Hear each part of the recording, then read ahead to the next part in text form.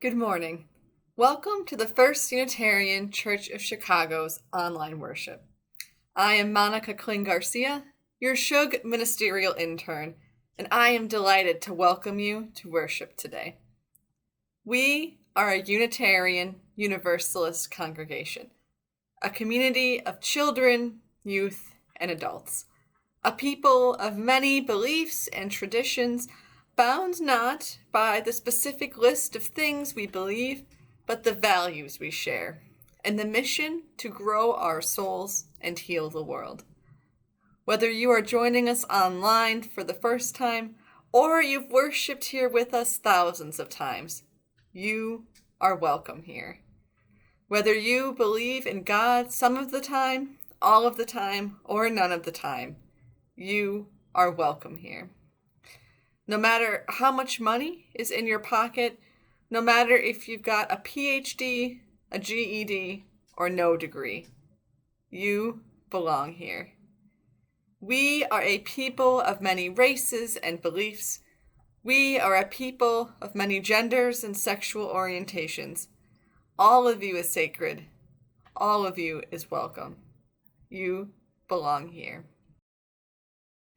Due to the coronavirus pandemic, we must distance ourselves physically, but we can stay connected. In addition to weekly worship on our YouTube channel, follow us on our Facebook page to stay connected to First Unitarian. We have several small groups meeting by phone and Zoom video conferencing for both connection and church business. To get involved, check your weekly email blast or email the church office for more information. Contact information is on our website. If the economic hardships of coronavirus are affecting you, the church is at your side. Our ministers can refer you to resources, as well as offering one-time grants from the minister's discretionary fund to the members and friends of this congregation.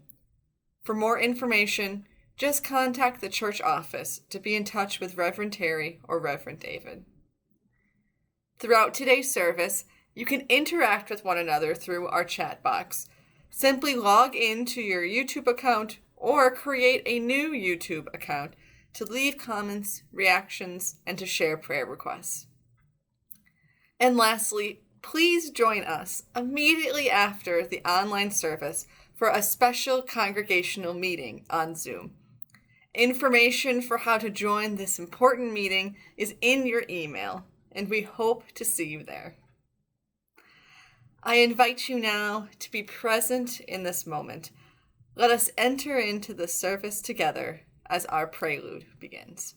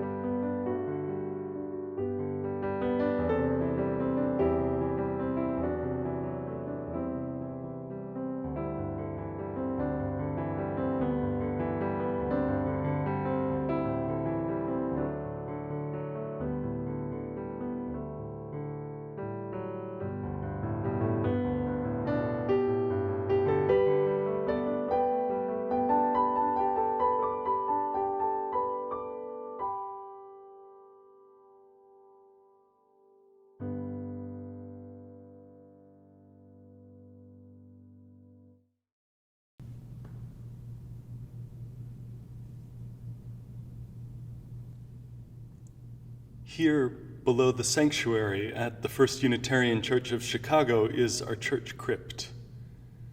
Here rest the remains of Unitarian dignitaries and ordinary people who lived ordinary lives, often through extraordinary times and with extraordinary faith.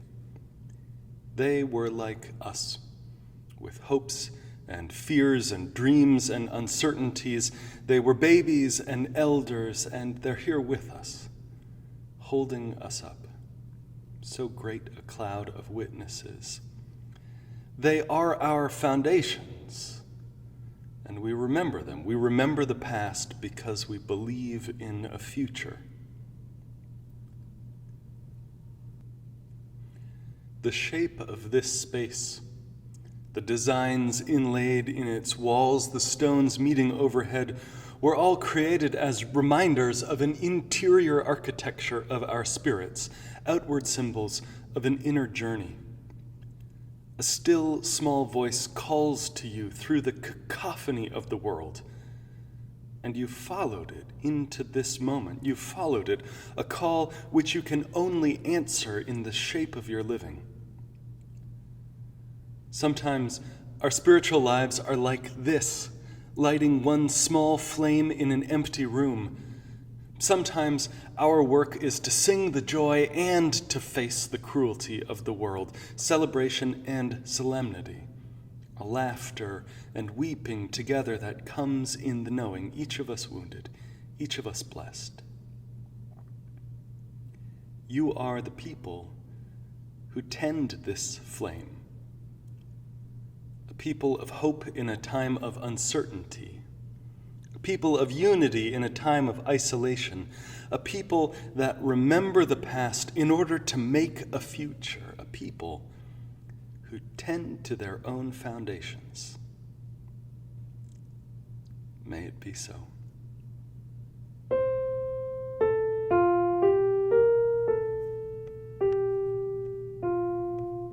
Will you join in the words of our covenant? Love is the spirit of this church, and service is its law. This is our great covenant, to dwell together in peace, to seek the truth in love, and to help one another. I invite you in the chat to greet each other with the brightness and sunshine of the spring that is finally here.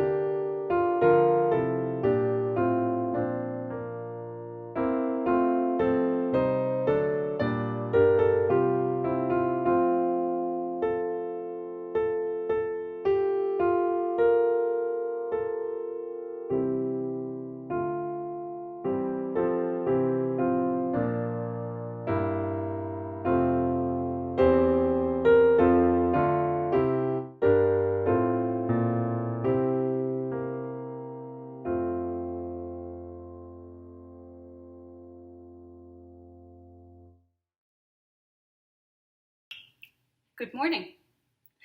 At this time, please gather those who are young at heart, and your furry friends for a time for all ages. Thank you. Today, I am putting on my teacher hat because we are talking about breakfast, which explains why I'm in my kitchen. Now, why are we talking about breakfast? Well, our daily lives have changed a lot, and it's important that we keep some good habits going. Now, these good habits provide us with stability, with foundation. Now, you may have heard more recently that the research supporting the merits of breakfast have been debunked as bad science from cereal makers. As a UU, I am a fan of science and reason, so I did take the time to look it up. The meta-study, The Effects of Breakfast on Behavior and Academic Performance in Children and Adolescents by Adolphus, Lawton, and Dye say no, the science behind the benefits of breakfast are still valid. They summarize this by saying in children younger than 13 years old, evidence suggests a positive association between breakfast frequency and quality, and school grades and achievements on test scores. Now, how does that relate to church? Well, families here at First U come to give their children that same type of foundation. Think of it this way. Come with me. On any given morning, you could eat a bowl of sugary cereal. In fact, I have some right here. Now, just the same way that you could on a Sunday morning watch TV or waste time on your phone, you'd be full, right? The time would be gone. Your tummy is full of something better than nothing. But what does it do for you later? How does it build you up? In an hour, you're going to want more media and you're going to want more cereal. And granted, we could all use a bowl of chocolate once in a while. I'm not saying it's bad all of the time, but it doesn't do a lot for you in the long run. So let's look at our other options, right? Here is a different option. I have here a lower sugar cereal, and I've even got a little piece of fruit, all right? So this, hopefully, in an hour, won't leave you hungry. And even if you're a little hungry, you've at least got some fiber, you've got some whole grains, you've got something that will sustain you. This is the equivalent of a Sunday morning spent maybe taking care of some chores or some homework, or maybe even doing some reading, right? It's not bad. It's an okay way to pass the time. But I want to invite you to think about another possibility. What if instead you had a better groundwork for a great start to your day? What if at the beginning of your week on Sunday morning, you spend your time doing something that will really help you, that will really give you what you need to be productive, the same way that a great breakfast does? What if instead of starting with something that leaves you wanting, you spend that time with like-minded people learning that each and every person is important, that people should be treated fairly and kindly, that we should accept one another and keep learning together, that each person must be free to search for what is true and right in life, that all persons should have a vote about the things that concern them, that we should be working for a peaceful, fair, and free world, and that we should care for our planet Earth, the home which we share for all living things. Well, to me, that sounds like a meal that will definitely get you through till lunchtime and hopefully quite a lot further. Thanks for joining our program and being part of a community with that healthy foundation. First Unitarian is here to build you up.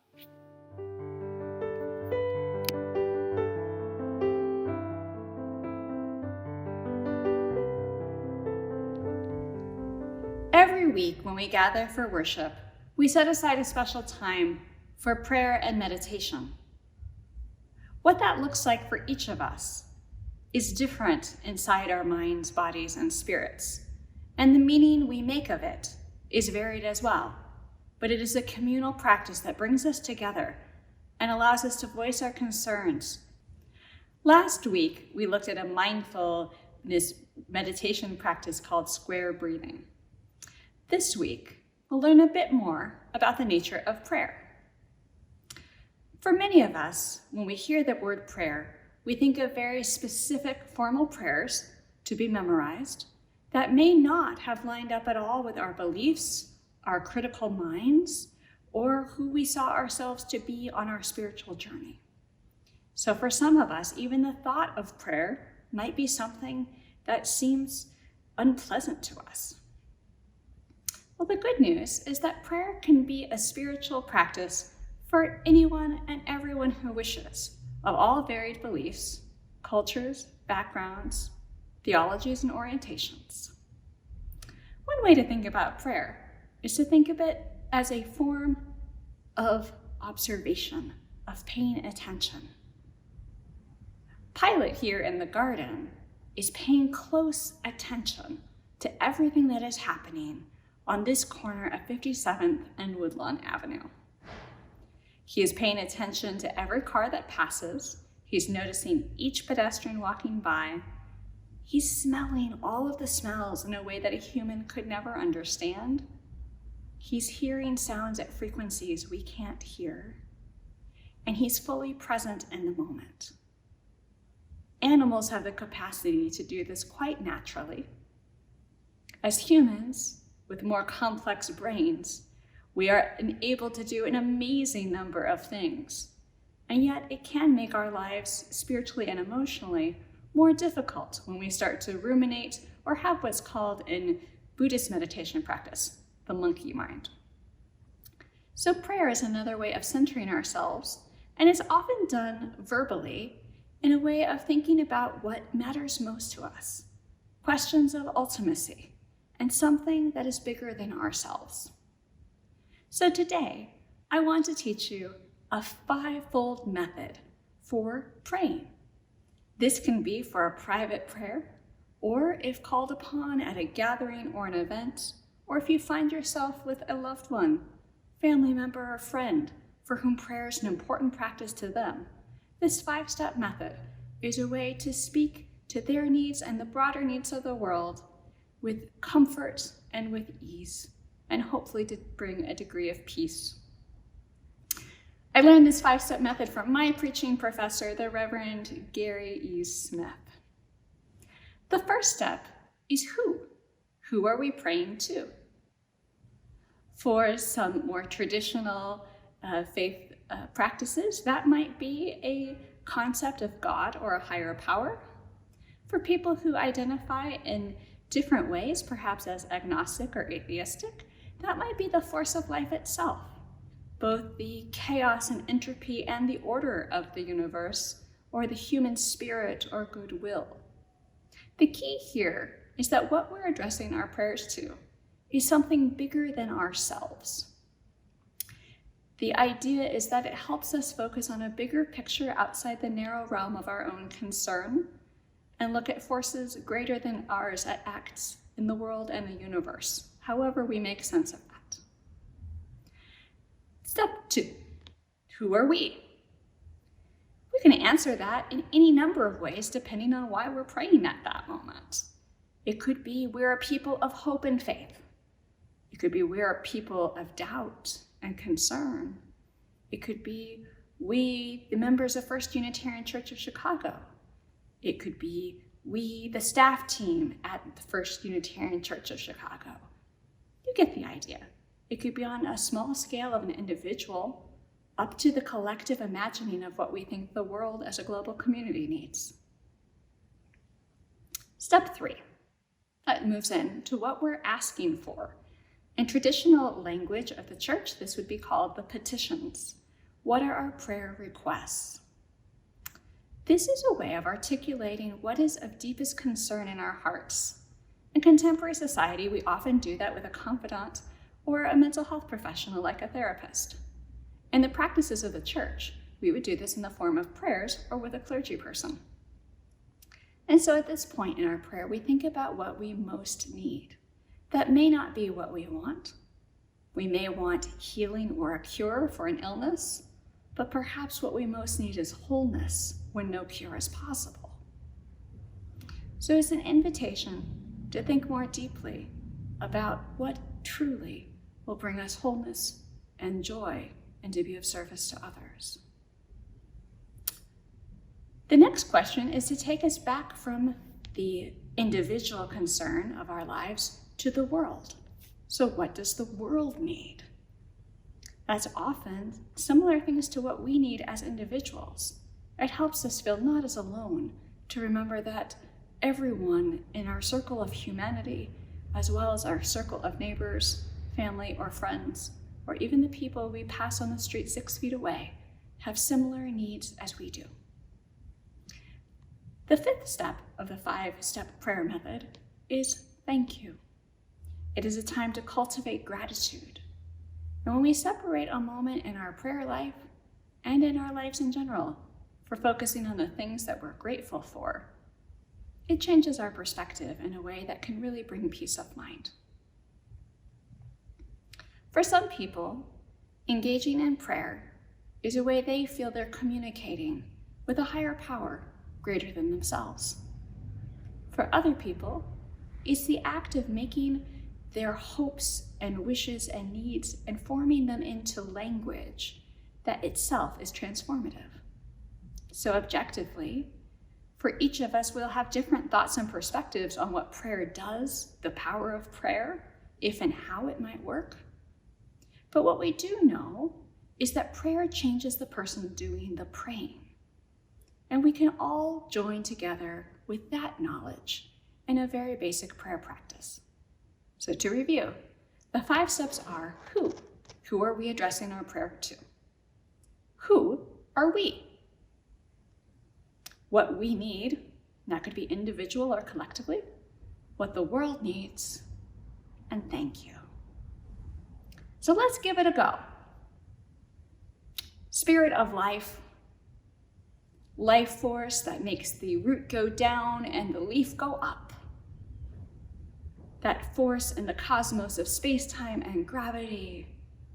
God, that beyond understanding, beyond words, known by many names. We bring the cares of our hearts and the concerns of our mind forward today. We are a people tired and worried in the midst of a pandemic. We're isolated from one another, or we may be too close to those closest to us. Our world is out of balance and upside down, and we don't know the way forward. We may be afraid. We may be sad. In moments of joy, we may feel a bit of guilt.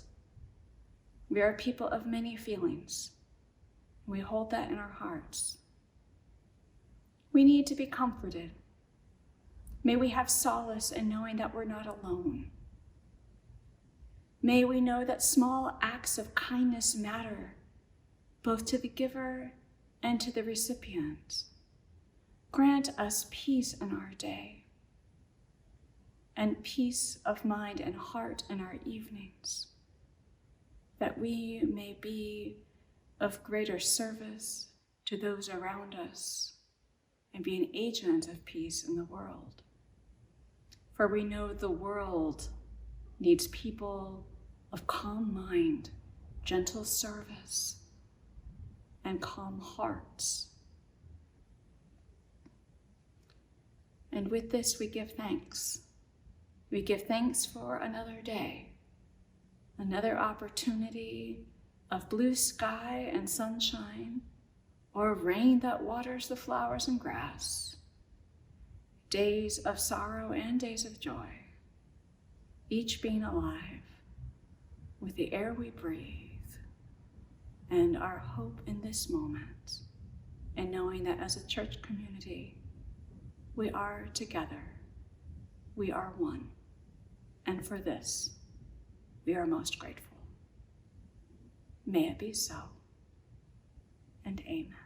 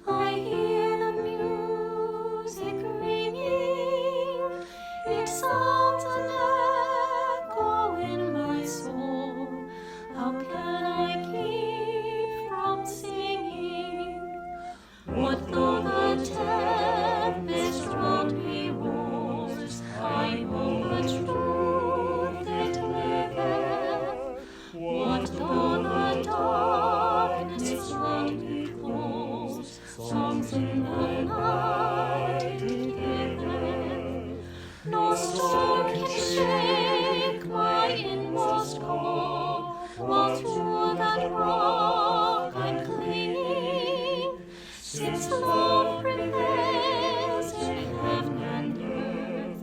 How can I keep from singing when tyrants tremble as they hear the bells of freedom ringing? When friends rejoice from far and near, how can I keep from singing? To prison cell and dungeon bar, my thoughts to them are winging. When friends by shame are undefiled, how can I keep from singing?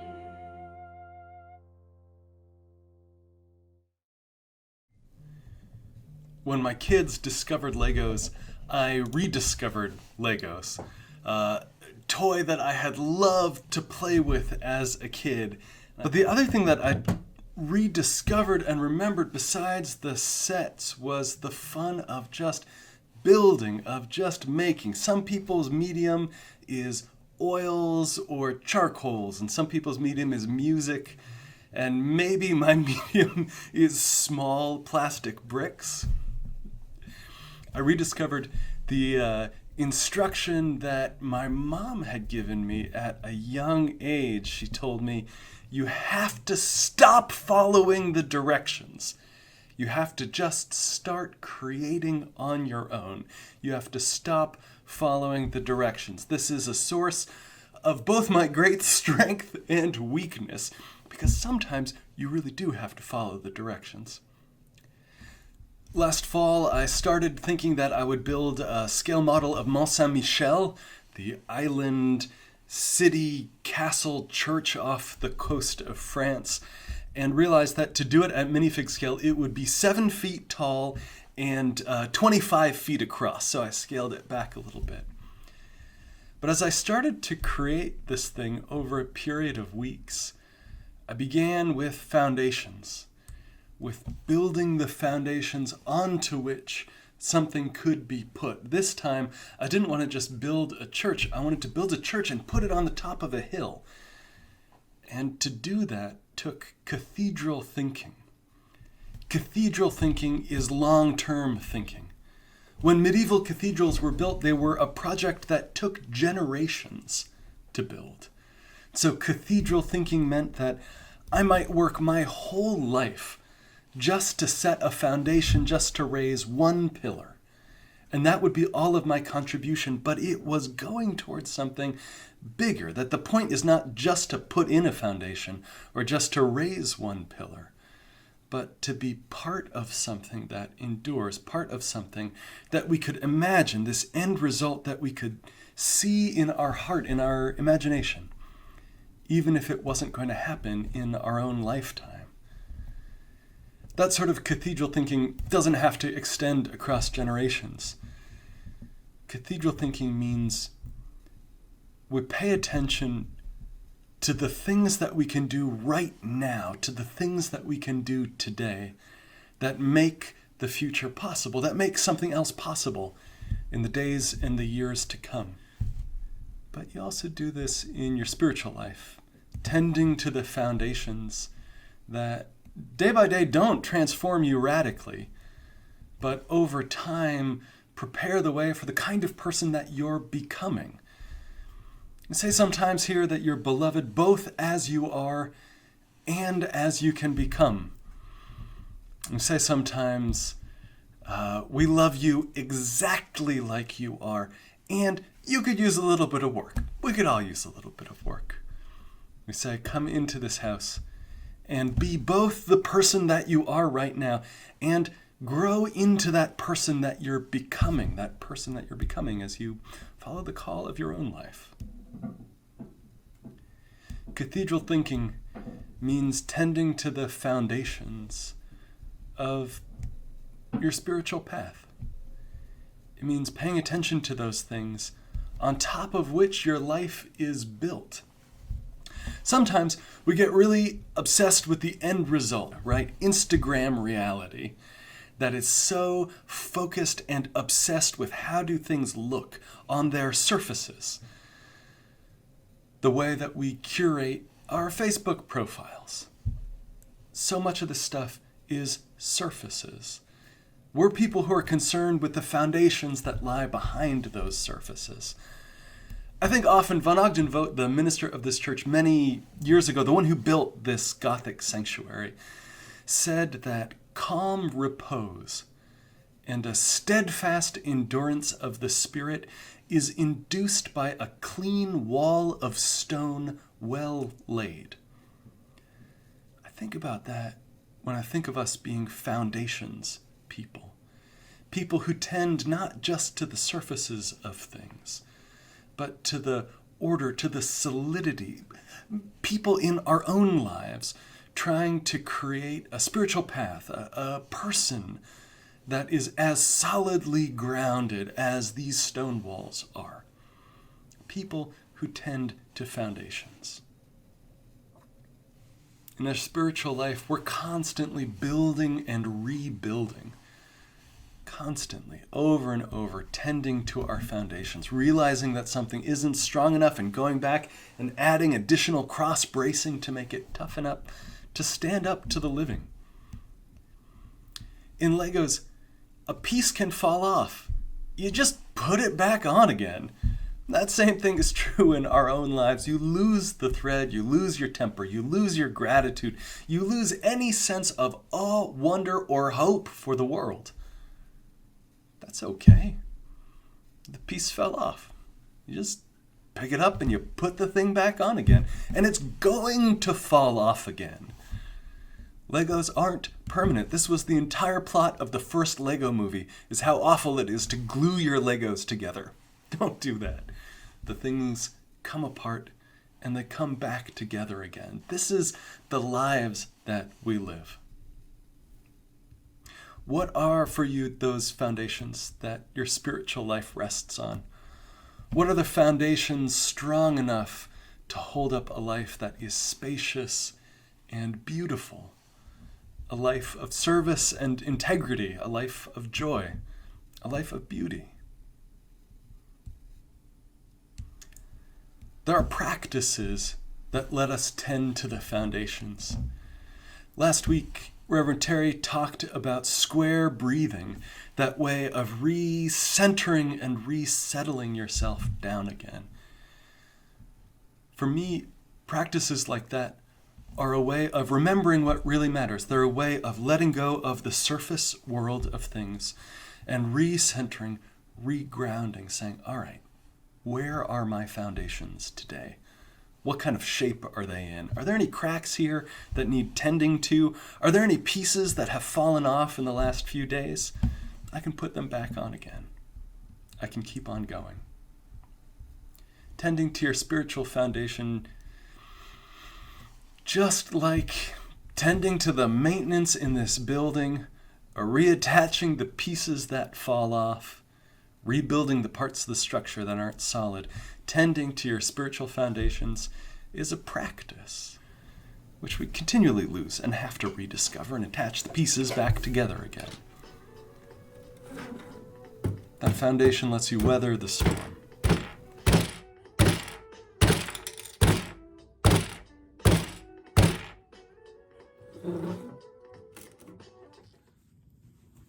I try to tell folks who didn't grow up in a church tradition, or if they did, just didn't get anything out of it, that the worship service, church service on a Sunday morning isn't something that just happens to you. And this is true whether we're meeting physically in the building or whether we're gathering online. Whether you're watching this along with a whole crew of 80 other people on a Sunday morning, or you're watching it by yourself 2 years later in the middle of the night in another country. Worship isn't something that's happening to you, it's a practice that you're doing. It's not passive, it's active. It's something that you're engaged with.